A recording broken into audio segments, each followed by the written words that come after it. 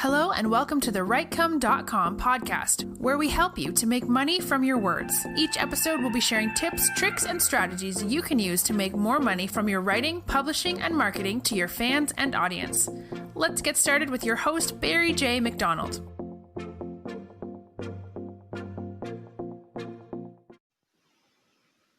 Hi, this is Barry here, and you are very, very welcome to today's episode from Writecome.com.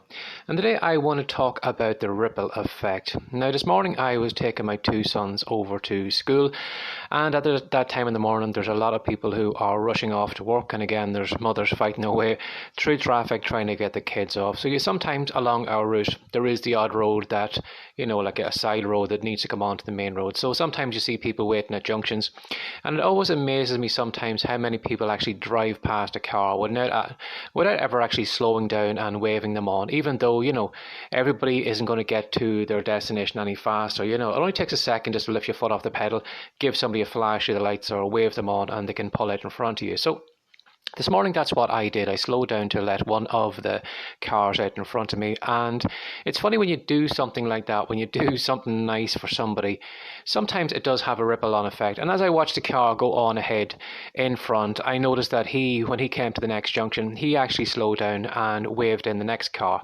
And then it probably went on and on and on from there. So my little bit of my good deed for the day or this morning had an effect on the next driver, who had an effect on the next driver. Now, I don't know if it went even further than that. Maybe it just stopped at that point. But sometimes some things you do have a ripple effect and kind of affects other people around you. It's almost like somebody throwing a rock into a lake. You have these little ripples that kind of spread out further and further across the lake.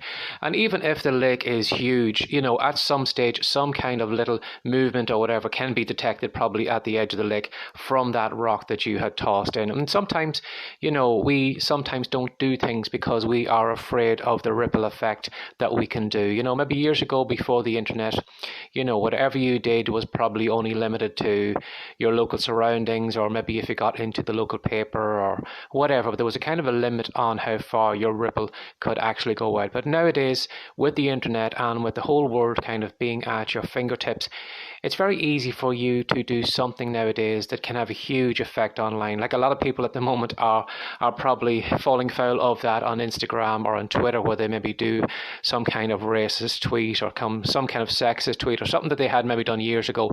That kind of limited, that kind of small thing they had done then has a huge ripple effect, and people all over the world probably, sometimes do, unfortunately, lose the run of themselves and then come straight over and criticize. And so sometimes it feels like even though you had done a little tweet in your area, sometimes it brings a huge horde of people from all over the world who are coming with their pitchforks looking to get you. And unfortunately, because you see things like that happen, sometimes it does make people want to act small, maybe to do less than they are doing right now, because they are afraid that they are going to draw attention from everybody all over the world by what they're doing. Unfortunately, they feel that as soon as they put something out there, the critics are all going to be over it and they are going to be slagging it off. But I remember hearing one time a story in Bob Proctor's seminar. I think it was the Born Rich seminar. He had read out a letter from a lady who had been to his seminar years and years ago, and it had been written by some old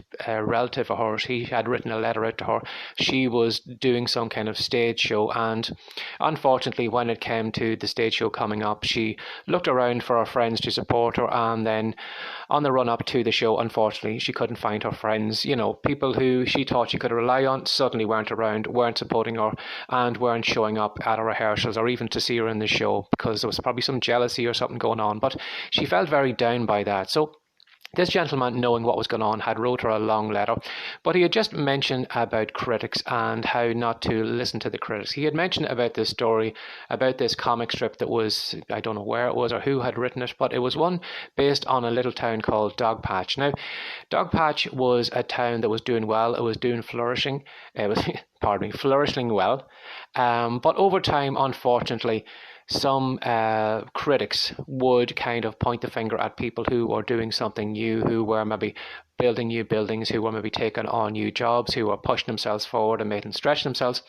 But over time, this kind of group of critics had a little bit of a following, and they used to stand on the street corner and they used to point the finger at other people, make fun of them, make a laugh at them. And over time, unfortunately, the people of Dogville kind of held back on the ambitions they had. They didn't stretch themselves. They didn't try and do things that could draw attention to themselves. And over time, as a gentleman said in that comic strip, Dogpatch slowly withered away, and all that was left in that town was just a herd of critics. And as I said there earlier, sometimes we are afraid to do something because we are afraid of that ripple effect. But that ripple effect also can have a positive thing. I remember even when I was writing my children's fiction books earlier on, the first couple of books didn't probably get much momentum. I wasn't reaching that much of an audience. But then as I started writing more books and the book series got more popular, I started finding that I would get the odd email coming back from maybe some mother who said that all of a sudden her child wasn't a big reader, but she said that she couldn't get her child away from my box set of books. Or I even had a child one day emailing me saying that she'd like to do some kind of project at school based on me and my books. Now, from where I am in Ireland, this was somebody who was over in America, or I think it was maybe even further away, but I think it was America where I had got that email from. But the fact that somebody on the other side of the world was actually doing a school project about me totally blew me away.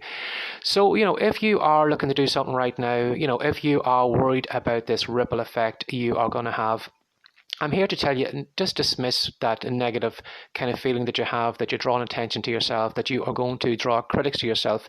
I had posted a meme in the Facebook, the Rightcome Facebook page today, and it was basically this critic talking to Satan. You probably are well aware of it. Have you ever seen the one with Jack Black talking to the Satan?